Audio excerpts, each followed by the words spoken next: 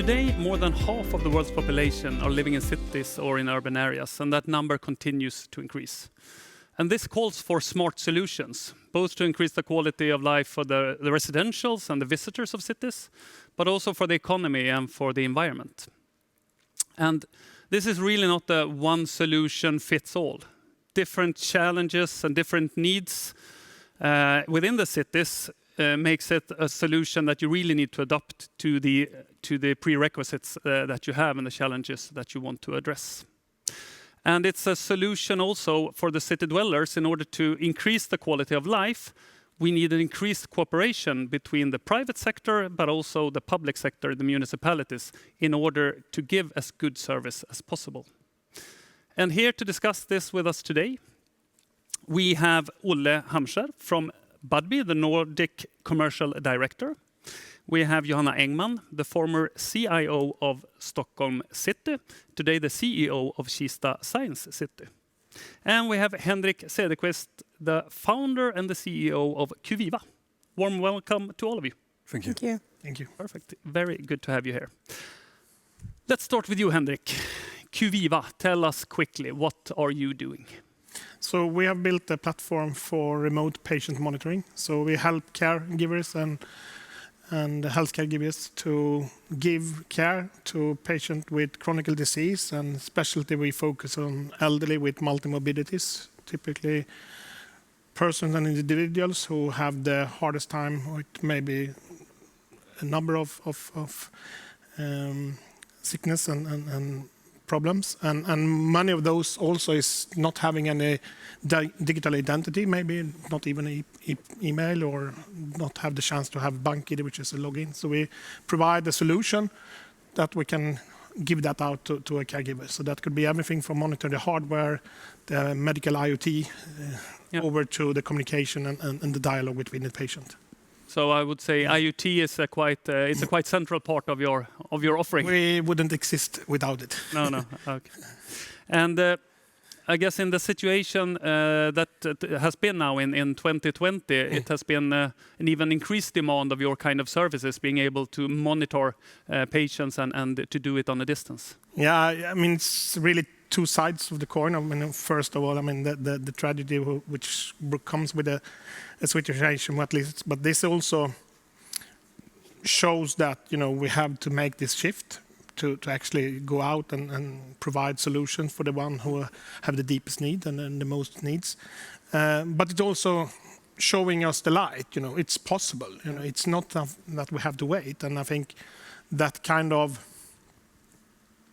urgency of started doing things. We have seen really good example, organization who decided overnight that they should replace 50% of the visits, give us a call on the Thursday, and on Monday we're delivering 50 solutions, 4 days. It's not heard about in healthcare before, I would say. Yeah, it's really two sides of the coin, as you said. Johanna, you've been working in many positions within digitalization and connecting things within a city. What are the areas that you have seen as the most important ones in a city or for the citizens in your work so far? I would say the areas that benefits the people the most, or the citizens the most. And Stockholm's vision for a smart city is that it should be easy to live, visit, and run a business in Stockholm. Oh. And the best thing with digitalization is that the people that benefits the most from digitalization are the ones with the most needs. So it's helping them to make a more better life with higher life quality. Yeah. It's really good. So could you give some more hands-on examples of things that you have done and that you have seen during that time? Yeah, we made a triple helix collaboration between Karolinska Institutet and the company and the city, when we developed AI solution that help children in school to identify the students that have reading and writing disabilities. Oh. And that takes then like a few minutes to identify them, and before when it did it manual, it took over like an hour. So you can use that time to help the students with their reading instead of trying to identify them. Yeah. We also used a robot that we are still doing, that we put in the classroom, that students that are home sick for long term could follow the education in school, but also follow the social life that's happening in school so they can keep in contact with their classmates. We also use that after for students that's staying at home for different reasons. Of course, they don't want to go to school. And then they could follow the education. And some of them realized that it was not so scary to go to school. So now they have attended school in on-prem instead of being at home, which is a big challenge for them to be there. Okay, so benefits that you couldn't really foresee. But we're also working in other areas that we're trying to make a smarter traffic controlling. We made a try or a pilot project at Kungsholmen, where we're almost finishing now. And by putting AI on that and have real-time data, we could reduce the time people waiting at red lights for walking over with 13 seconds, which is a lot. Doesn't sound a lot, but it's a lot. But for the traffic, it's only increased by 1 second. So they don't have to wait longer with the cars, but people that are walking could walk faster. Okay. Lots of different areas where you can basically use the technology and see development. How would you say that Swedish cities are doing in general if you compare it with other cities in Europe? I would say Swedish cities are up on the top. Stockholm usually ranks top 5, depending on what you are measuring in that. Also Gothenburg and Malmö is high up in ranking. And it also depends what area you are measuring, depending on what challenges you have. And Stockholm and Sweden, we have a lot of public health care sector, which means that we are investing and trying to make solutions in that area, while in other countries where they don't have that, they are investing in other areas. But that also means that we can learn from each other. Yeah. The best practice and stealing ideas is a good thing when it comes to this sector.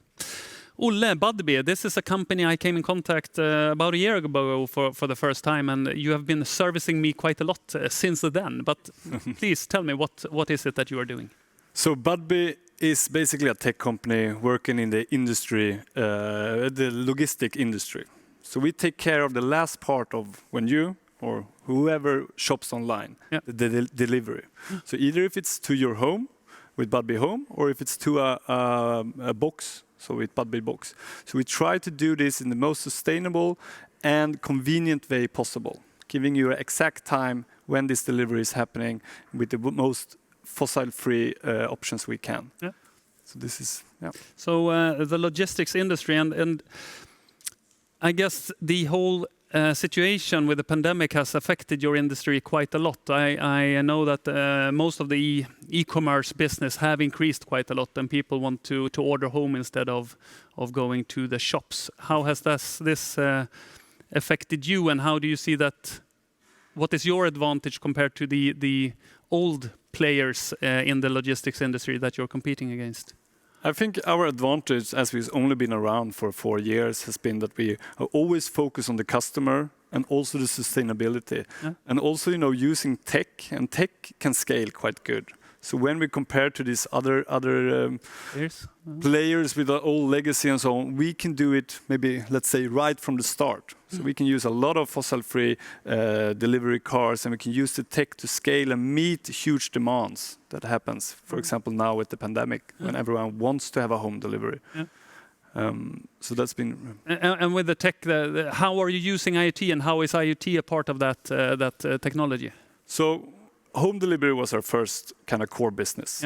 Then we also saw that sometimes people wanted to be delivered to a smart box or so on. So in the smart boxes, we have we call it Budbee Box. We have an IoT function when we're together with Tele2 use this technology in the boxes. Okay. So communicating to the consumer, to the app, to our systems. You only just give that exactly time. When are you getting your delivery? When to the box, and also be able to do a return and so on. Right. So the boxes can communicate with all the parts of the chain. The ecosystem. Okay, perfect. Henrik, you are working in an area that is quite sensitive in terms of security and privacy. Healthcare is an area where of course, it's a lot of personal data and a lot of data that you don't want to have any kind of breaches on. How is important and how do you approach that challenge?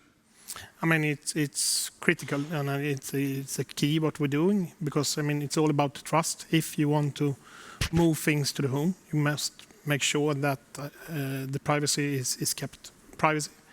But it's also about how we run the whole operation. Security is also about delivering a trustworthy solution, which is up and running. And when we give out care, we still have the responsibility as caregivers to maintain that responsibility. So one part is, of course, to having an IoT platform where we not only doing the exact measurement, we actually monitor every step in that journey to understand what's happening and fall back.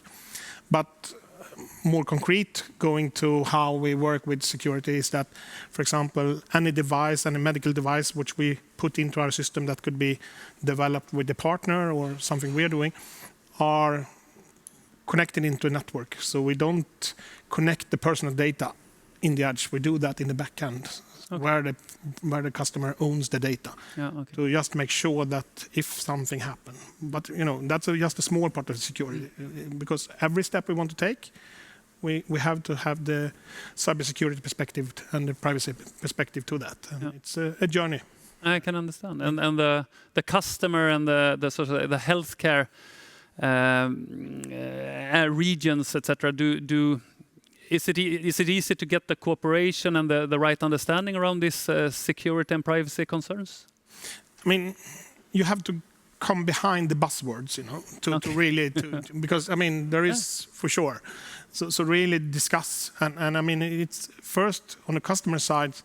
It's really to start working with what are the gains, what are the positive effects, and that you have to put against what are the risks to do that. So helping the customers take their journey, because that is not one job you do once. You're going to start with a small project, with a small area, and then you're going to evolve from that, and you have to do that. And what is the alternative? If we have someone living alone at home and not having any contact more than twice a day, and if we connect that person, we will send data, we will somehow store that data. But the risk with that, what are that compared to the gains? And there you need to have the discussion. And I think this is about an education journey, but it's also very much of creating a transparency. And I think also from a society-wise, we need to be much more of also opening up that discussion and describe how that should do. I mean, today it's very much up to us as a new started company. I mean, 3-4 years old. We started up with a 120-page of legal documentation to make sure that that should be a white paper for any startup in healthcare, provided by the government, if you want to have something easy starting company. So, Johanna, you who have worked more on the public sector, then how easy and how much collaboration would you say that there is between the public sector and the private sector? And what could you do to increase it, of course, even more then? There are some, but we need to increase it. I think we need to talk more. We have to communicate better with each other. I think that the private sector has to understand better what people's need are, and that we can help within the meeting with the public sector and the private sector. Then we can learn from each other. Kista Science City that I work together with now, we are facilitating meetings between private sector and public sector and academia to make the companies grow and services. I think we need more of that because I think that digitalization not just has to happen in the public sector, but also in the private sector to make the life better for the citizens in Sweden. And I can understand that a lot of private companies sees a need of cooperation in order to be able to, grow and deliver their solutions. But do the public sector also feel the need of cooperating with the private in order to increase the overall quality of the services? I think both have to understand that they need each other more than they do today. Okay. Because I can see that when companies are developing some services or some technique, that if they knew what needs there is out there, then they would do it in another way, and it would also benefit us that don't have maybe disability. But they don't really know, and they don't even understand that they have to look for that. So what do you say, Henrik and Olle, around the cooperation with the public? Is that something that you have a lot of? We will be very open to have more discussions around it, because as you say, if we as a like a private company would know also what would happen on your side, because we are so customer centric, so we want to do this for the customer. But if we know what you think and what you plan, we together can just make that acceleration to give the end consumer or public what they want. So that is really what we are striving for, to have more open dialogue. And I think also this has to be an ongoing process. I mean, very often in public tendering, this is something as when you place a tender. But I mean, this is a ongoing process. As we add services, we need to have a discussion. And today, it's also not that easy that you have a one-to-one business relation. This, as we deliver our service, we are doing that together with, for example, Tele2 IoT and Microsoft with our platform. So this is also a complex word, and we have to educate about that. It's not a one-to-one; it's a real ecosystem. No, it's an ecosystem, and of course, every standard we can start to align on is beautiful, because that's make it more easier. But there is an education of that progress, and so I mean it's happening, but I hope it could be accelerating. I mean, even more. Yeah, for sure. It's a journey. It's a journey, but we are on that journey, and we haven't reached the goal. Yeah, for sure. For sure. And looking at journeys a little bit, Olle, you've been growing quite a lot. You're a startup that has had a great growth over the last couple of years. What would you say? What has been the main challenges for you in managing that growth? Yeah, so it's been a huge growth, as you said. We tried to triple the turnover and the revenue every year, and I would say as a company we haven't had any significant challenge that have been life or death challenge. But of course, growing in this pace, there is a lot of challenges. And I think one of the challenges is maybe to find partners and collaborate maybe with the city to understand how can we be more sustainable? How can we have more bikes instead of cars? Where can we put the bikes? Should we have the bikes outside the city? Can we have them inside? So that has been a challenge, because we need more drivers. The tech we can scale, but then we have a lot of different parts that also need to scale.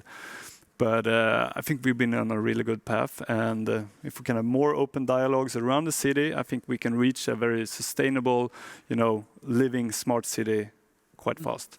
You're mentioning sustainable quite a lot, and I guess the transportation and logistic industry is a lot of diesel and engines and big trucks. Yeah, definitely. It's been, at least. Okay. And we do try to change that. As I mentioned before, we've only been around for 4 years.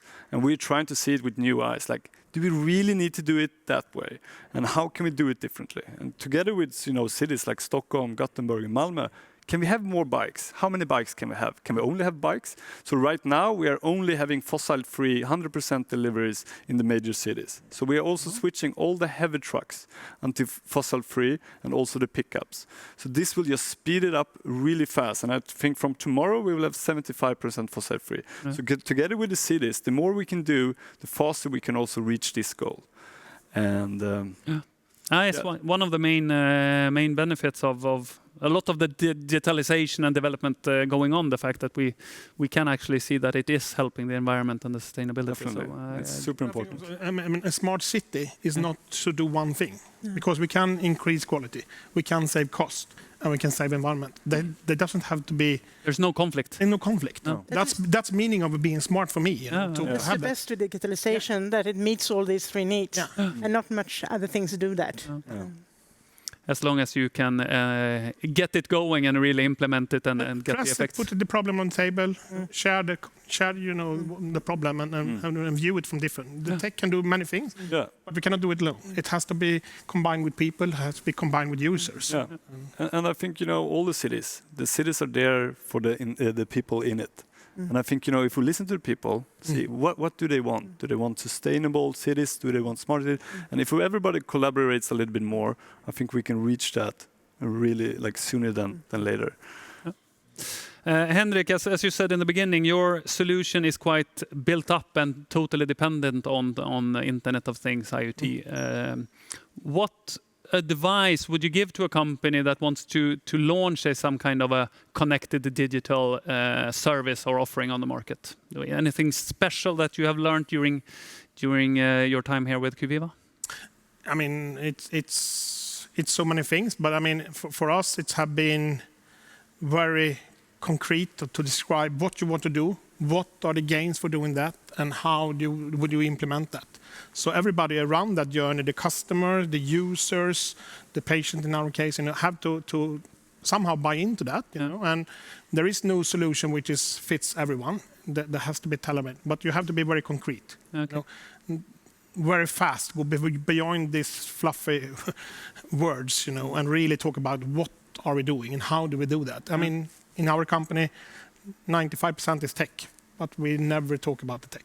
We talk about what is happening to people, and what's happening on the everyday life. I mean, we are not here to reduce cost. I mean, reduce cost is just an effect of what we're doing. We are take away pain. That's what we're doing. 25 to 30, 40% of the emissions to a hospital we can take away.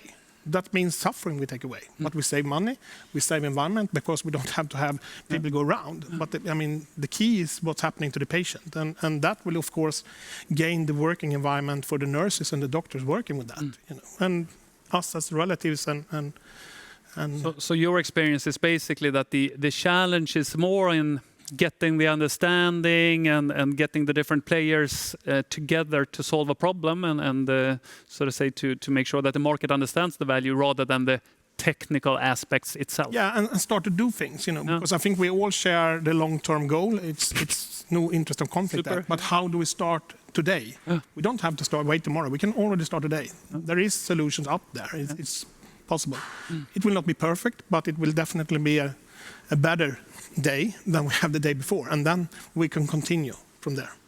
But the most important thing with that is that it also increases the quality for the patient, because they don't have to travel. If you're sick, it's hard for you to travel. You don't have to meet other sick people, etc. So you're going to have a better experience for the patient. Yeah, but take any industry. I mean, normally you would be crazy about having 5-6% improvement. I'm giving you offer to take away 40% of the incidents. And that means 40% of the suffering. That means 40% of the ambulance transportation. That means 40% of the beds. And that means 40% of the go back at home. I mean, it's amazing what effect that could have on patients' life, but also on the society in big. Yeah, for sure. Johanna, to wrap this up a little bit, Henrik started looking a little bit ahead. If you would look ahead, what do you think are the big areas that we, so to say, will notice in the smart city? What will we as residents or visitors see within the next 5 to 10 years that is not really present today? I think the major part is still going to be that we develop small services that are increasing the quality of life for citizens, both in public sector but also in the private sector. And I hope also that and those services are going to be more individual. Okay. It's not going to be one service fits all. So you can customize the service for your needs. I also hope that we're going to see, at least in 10 years, maybe self-driving vehicles on the streets. Yeah. And that's going to increase the fluence, because it's going to be less traffic jams with self-driving cars, because they're going to behave in better ways than we are doing as drivers. And I also hope that we're going to have a more individual public transportation, that is going to be more on-demand services. They're going to be transportation in different sizes of vehicles, depending on what demands is in the different areas. Yeah. And that would be really. But I will also say that a big leap we did with the coronavirus, and people started to work at home, they started to use the digitalization and in another way than they have done before. And I think we're going to benefit from that, and we're going to change how we're working. We're going to keep what's good from this change. Yeah. and use that even in the future, and then we're going to take back the work that or the habitation we had before that was better, then it's going to work better in the future as well. So we're going to have a new situation in the future. But it's, I agree, changing habits is often quite a difficult thing, but during this crisis, the shift of habits has been, it's The hardest thing we can do is to change how we are behaving. And I think that would be the best way to respect what's happening. If we can take what should have taken 5 to 10 years to change, bring that down now to 3 to 5 years. Because I think that's opportunity we have. We have the mindset, we're sitting here discussing that. Exactly. And hopefully people out there is working on that as well. Definitely. Thank you very much, all of you. I think the discussion and the examples that you have brought up has been very interesting. So thank you for participating. If any of our viewers would like to get in contact with you, is it LinkedIn the best way, or how would they find you? Sure, LinkedIn or order with Budbee, and I might deliver myself. Oh, you all right? Coming on a bike? Coming on a bike, definitely a bike. All right. LinkedIn. LinkedIn, Twitter, or Kista.com. Kista.com. And Cuviva.com. You have my contact details there. Just call me. Warm thank you to all of you. It's been lovely having a discussion with you.